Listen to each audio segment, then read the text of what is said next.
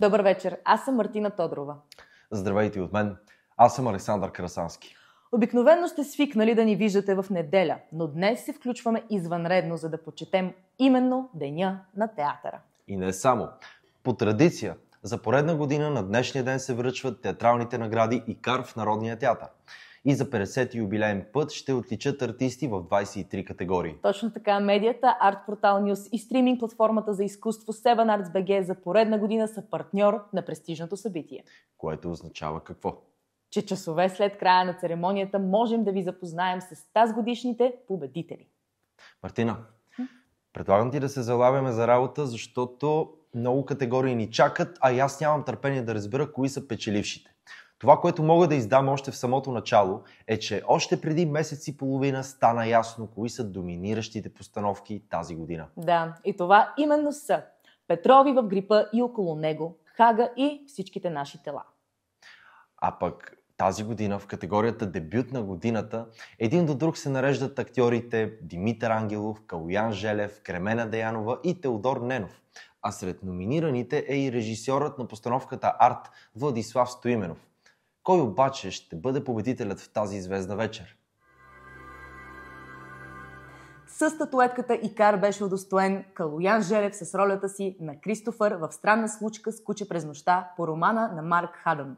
Постановката разказва за 15-годишният Кристофър, който провежда собствено разследване. Криминалната интрига завърта в калейдоскоп близките му и познатите в квартала и той се изправя пред най-голямото изпитание в живота си до този момент.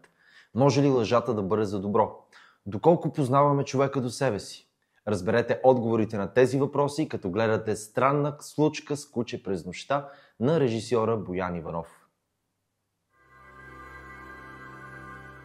Продължаваме с едни от най-вълнуващите категории всяка година, а именно водеща мъжка и женска роля.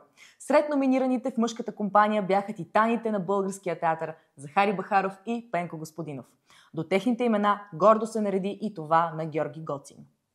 И статуетката за водеща мъжка роля тази година отиде при нашият обичан професор, преподавател и безупречен артист Пенко Господинов за ролята му на Иполит Матвеевич Воробянинов в Седемте стола по Илия Илов и Евгений Петров. Служителят на службата по вписванията Иполит Матвеевич Воробянинов научава от умиращата си баба, че в един от столовете в хола на старата им къща в град Старогород са скрити огромно количество брилянти. Какво обаче следва след това? Гледайте Седемте стола с Пенко Господинов по режисурата на Дамян Тенев. Жените, които бяха удостоени с номинация тази година, бяха Весела Бабинова, Елеонора Иванова и Мартина Троанска. Наградата ИКАР напълно заслужено отиде при великолепната Весела Бабинова за безупречното изпълнение в първия и моноспектакъл «Пистолет в торнадо» от Лоран Гъндърсън. Това е втори ИКАР за Бабинова, като първия си получава през 2019 година за поддържаща женска роля за ролята си на чалга певица в театралната постановка «Поп-фолк хроники, Бели птици и куршуми». Малко преди премиерата на моноспектакъла «Пистолет в торнадо» през ноември, Весела Бабинова споделя в интервю пред арт-портал News. Чувството винаги е хубаво, когато някой е оценил работата ти. Благодарна съм за тези награди, защото те са ми помогнали да остана концентрирана, да работя повече и да имам по-високи изисквания към самата себе си. Пиесата на Лоран Гъндърсън ни изблъсква с Анджела, жена на средна възраст, която се крие в мазето си. Докато изчаква приближаващото торнадо да достигне и нейния дом, тя предава своите емоции, страхове и вълнения на живо в социалните мрежи. Оръжието й срещу природната стихия пък е чувството й за хумор. Престижното театрално отличие за своите поддържащи мъжки роли можеха да получат Вълчо Янев, Ненчо Костов и Свежан Младенов. Участието на Албена Павлова в Светици и перверзници и носи номинация в категорията за поддържаща женска роля. Същото отличие можеха да получат още Александра Василева и Ана Вълчанова. Но кои всъщност са победителите тази година? Сред мъжете с първото място се откори Вълчо Янев за Дядото във Всичките наши тела по Георги Господинов. Режисурата е на Мартин Киселов, а постановката е на драматичен театър Невена Коканова Ямбол. Наградата ИКАР за поддържаща женска роля пък отиде при Александра Василева за библиотекарката, медицинската сестра и Персефона в Петрови и грипа около него по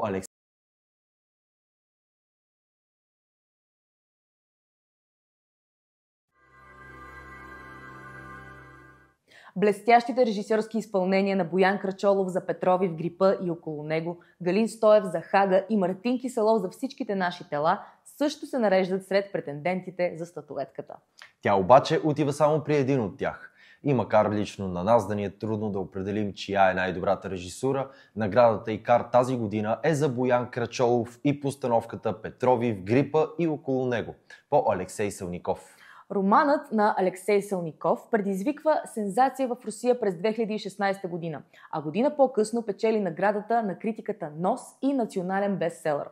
Сезонният грипен вирус, който е мотор в действието на представлението, не само променя оптиката на всекидневието ни, но и показва, че нищо не е такова, за каквото го мислим. И не бива да прибързваме с изводите нито за хората наоколо, нито за случките и нито за живота.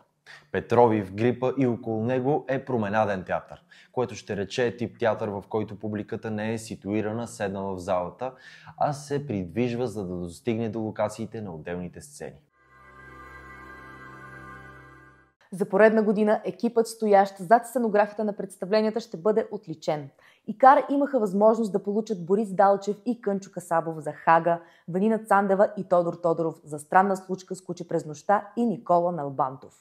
С награда ИКАР за сценография бяха удостоени Борис Далчев за сценография и Кънчо Касабов костюми за Хага от Саша Денисова с режисьор Галин Стоев. Петрови в грипа и около него, Метаморфози и Тартюф получиха номинации за своето майсторско техническо осъществяване.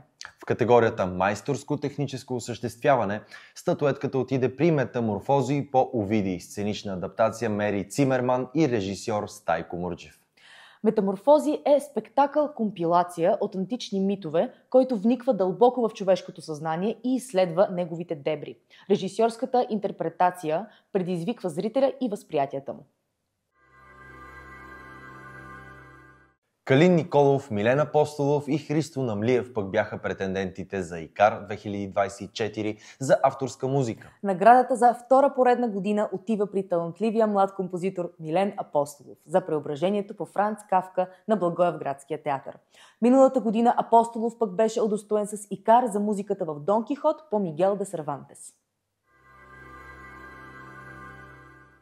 Драматургичните текстове, които влязоха в надпреварата за престижната статуетка, бяха на Тея Денолюбова, Боже мой, написана специално за Христо Мотавчиев, Лило Петров за Ботушът и Борис Кръстев за Кулата. Наградата ИКАР 2024 за драматургичен текст, излъчени от гилдията на театроведите, критиците и драматурзите, получи Ботушът от Лило Петров. Честито! Тайната на Ленхен и Ясен и Омая бяха включени в списъка заради високата творческа стойност на кукления спектакъл. Освен тях за награда се бореше и Пепеляшка на Бойни Лунгов. Победителят обаче е само един и тази година ИКАР за куклен спектакъл отиде при Тайната на Ленхен по Михаел Енде. Драматизация и режисура Елица Петкова. Представлението е на Държавен куклен театър Стара Загора. Тайната на Ленхен е история за сблъсъка на малки и големи. Малките деца трябва да слушат големите родители безропотно, безгласно и винаги.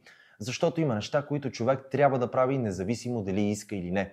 Не всеки човек, но всяко дете.